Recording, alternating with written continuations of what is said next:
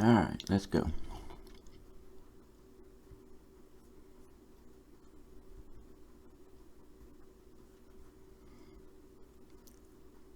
Ooh, should have.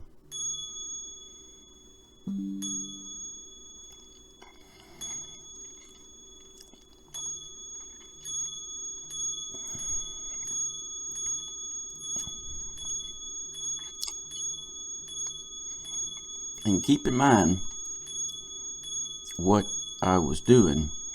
I had the awesome oscillator, and every time I got a signal, I sold.